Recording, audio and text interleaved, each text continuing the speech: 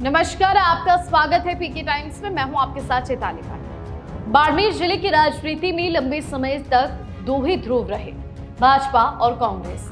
लेकिन पिछले एक दशक में हनुमान बेनीवाल और उनकी राष्ट्रीय लोकतांत्रिक पार्टी रालोपा ने इस समीकरण को बदलने का काम किया। बायतो विधानसभा क्षेत्र में इस बदलाव की जड़ें जिस युवा कार्यकर्ता की मेहनत से सच्चाई पाती रही, वह नाम है जालाराम पालीवाल। किसान परिवार में 9 सितंबर 1994 को जन्मे जालाराम पालीवाल की राजनीति की शुरुआत गांव की गलियों या पंचायत से नहीं, बल्कि सीधे कॉलेज के छात्र आंदोलनों से हुई। बाड़मेर के राजकीय पीजी कॉलेज में पढ़ाई के दौरान उन्होंने पर्दे के पीछे रहकर संगठन खड़ा किया और कई बार आक्रामक आंदोलन भी किए। एक बड़ा आंदोलन उस वक्त हुआ जब प्रदेश सरकार पर पीसी टैबलेट वितरण में धांधलीबाजी का आरोप लगा। जालाराम ने साथियों के साथ कॉलेज के बाहर 3 घंटे तक सड़क जाम कर दिया और आखिरकार प्रशासन को छात्रों की मांगे माननी पड़ी।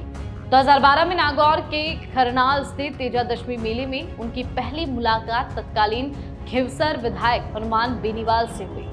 बेनीवाल के तेवर, जन समर्थन और जोशीले भाषण ने उन्हें गहराई से प्रभावित किया। उसके बाद उन्होंने धीरे धीरे रालोपा के जमीनी राजनीति को संभालना शुरू किया।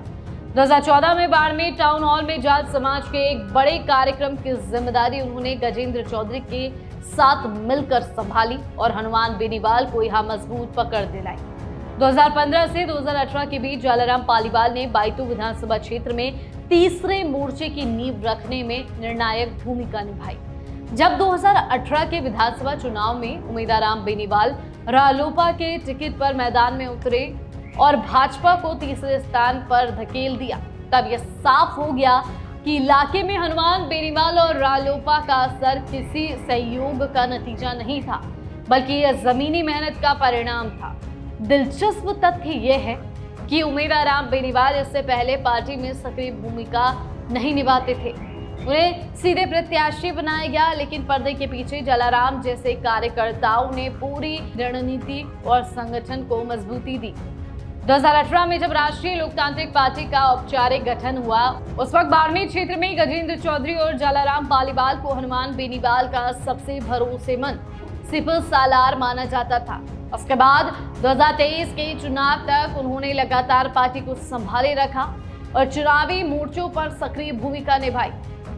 आज हालात बिल्कुल अलग है। उम्मीदवार बेनीवाल कांग्रेस में शामिल होकर 2024 लोकसभा चुनाव में सांसद बन गए।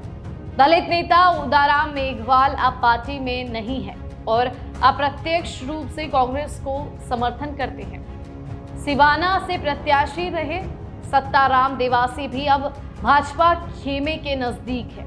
यानी बाड़मेर में रालोपा के 3 बड़े चेहरे एक एक पार्टी से अलग हो गए। ऐसे में संगठन को संभालने की जिम्मेदारी युवा नेतृत्व पर आ गई।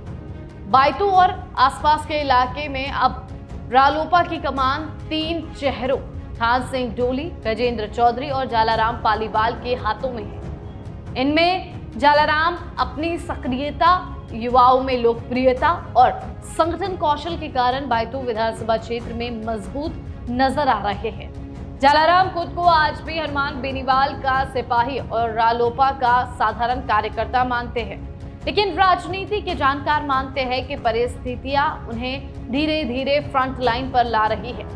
बायतो की सियासत में जहां भाजपा और कांग्रेस अपने पुराने ढर्रे पर चल रहे हैं, वही रालोपा का जनाधार टिके रहने और आगे बढ़ने की उम्मीद अब जालाराम पालीवाल जैसे युवाओं पर टिकी है। बायतो के गांवों में किसान आंदोलन से लेकर चुनाव प्रचार तक जालाराम की मौजूदगी और पकड़ इस बात का सबूत है कि आने वाले वर्षों में वे न केवल रालोपा के लिए बल्कि बायतो की राजनीति के लिए भी एक बड़ा चेहरा बन सकते हैं। इस पर आपका क्या कहना है, कमेंट करके जरूर बताएं। देखते रहिए पीके टाइम्स। नमस्कार। मरुधरा से खुद को जोड़ने के लिए सब्सक्राइब करें और बने रहें पीके टाइम्स के साथ।